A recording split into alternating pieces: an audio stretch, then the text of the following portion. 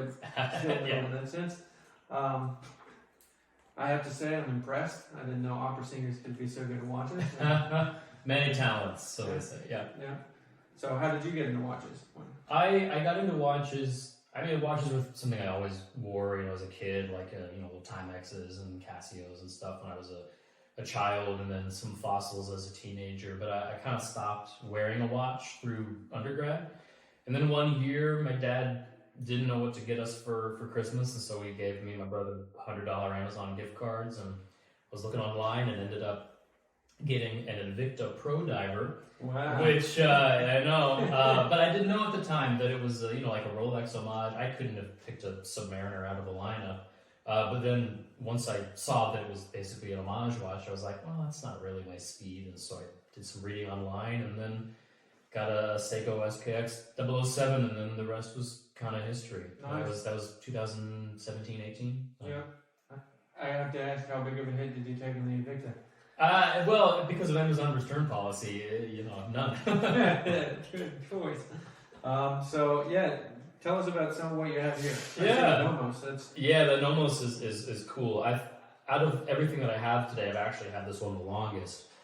So I got this when I was working at an authorized dealer out in Plano, Texas, and I was working with them for a while, and I knew I wanted to get a watch. And I was leaving some part-time work there to go and do a couple more singing gigs, and so I thought something, kind of everyday but kind of classy could be nice, and so I settled on the NOMOS, the Club Campus 38mm hand wound.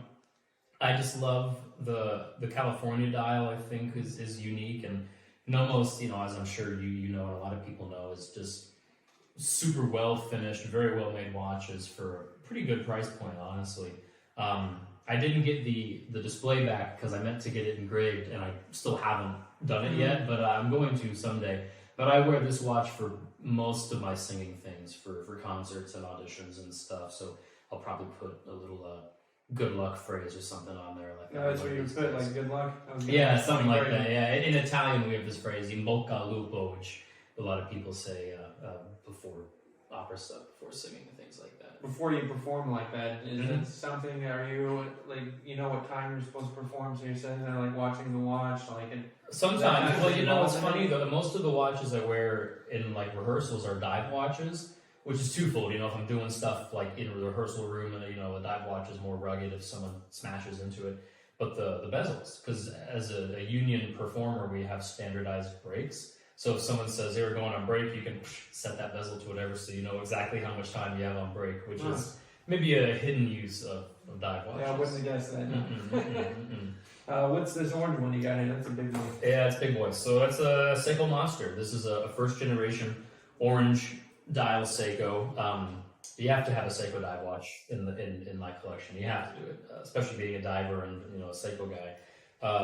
But I got this when I was working down in Miami, Florida, on an opera contract. I had to take a different route home to buy some groceries, and I stumbled into this little kind of bodega jewelry store place, and they had a bunch of these new old stock Seikos sitting out with stuff from 2005, 6, and 7. And I called my buddies. I was like, hey, this jewelry store's got 3 or 4 of these Seiko Monsters in the window. I'm going to go see how much they are. If you get them, they're like, yeah, go check it out. So I go in, and the lady doesn't speak a lot of English, and I don't speak a lot of Spanish, and so we kind of figure out eventually that I want to see these watches, these ugly orange watches in the window, and she gives me how much the price is, and they're selling for their original 2005 retail price. And so I buy all 3 of the orange ones. I actually went back to buy a black dial one to ship off to a watch friend in Canada.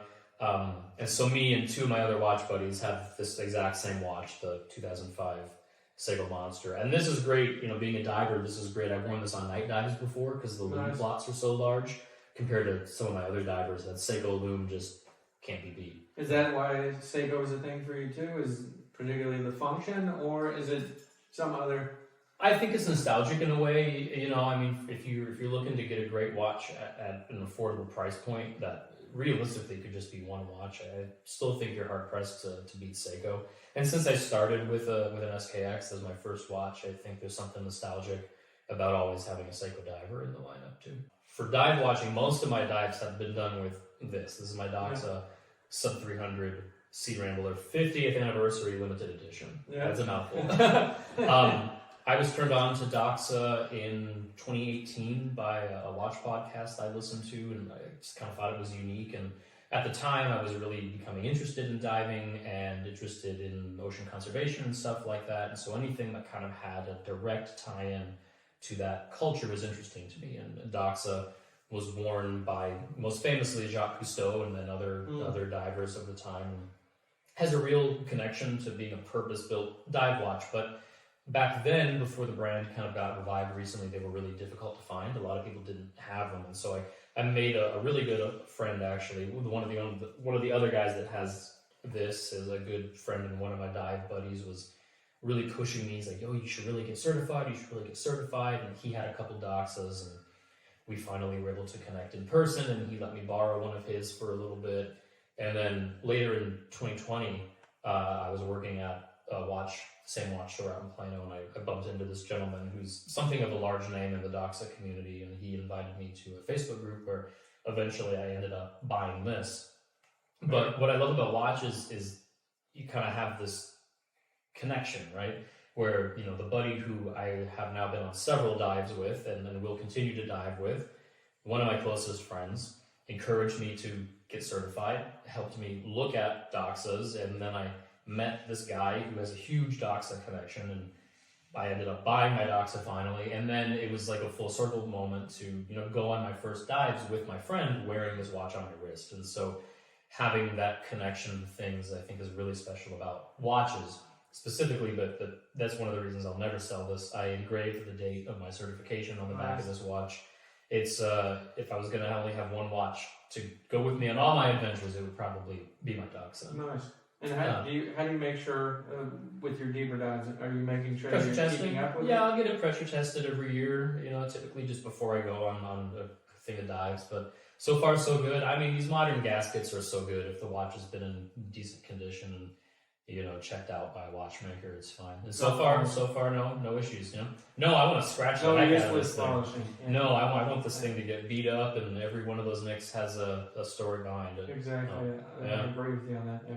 Mm-hmm. Where'd you get that cool strap from? I got this cool strap from my buddy Nik Libby at the Watch Preserve. You should check him out. Yeah, this is a period appropriate tropic sport, which I think looks pretty sick on this thing. So Original tropic. yeah, original tropic. Yeah. Great.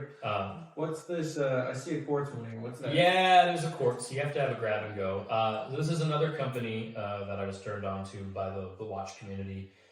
This is a Scurfa. So this is the Scurfa Diver 1 in titanium.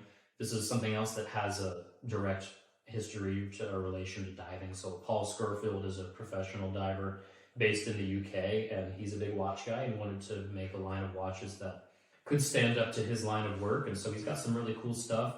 Great price point, super quality. I mean, the titanium is, you know, so light that you forget you have it on sometimes. Very well made watch. But I just got this 2 years ago.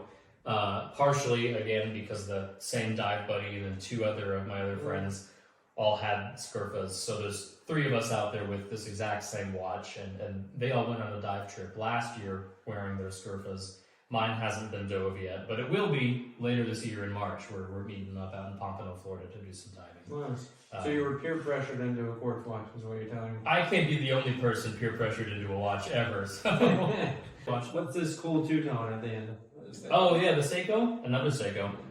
So over the summer, I was doing some opera work out in Santa Fe, and I was really just kind of feeling like the earth tones, I guess. Just being out in the desert, I was really appreciating browns and greens and stuff, and I just stumbled upon this on the forums, and I just kind of had to have it. It's got this really pretty, like, horizontal sunburst brown dial, which apparently is a JDM version. And I got a great price on it. So something of another impulse buy, but I wear it all the time. I think it's so slick. It's been polished a little bit, but for the price, it's in great shape overall. Yeah, really good shape. Beautiful. Really pretty dial. And yeah, so I'll have to add something else vintage to my collection working here. Yeah, What's your plan in terms of what's the next watch? What's the next? I'm happy for a while. I think delving into some more kind of off the beaten path vintage things would be cool, and certainly working here, I've definitely seen some stuff that I didn't know existed, or references I'd never seen before. So I'm keeping my eye out for something special, and I'll probably jump on it when I see it. But when we buy vintage, no diving. Yeah, no diving. No, that has negative water resistance. Don't take it anywhere near it. Yeah, exactly. Thanks, Michael. Yeah, of course. Happy to show some of my stuff. Incredible.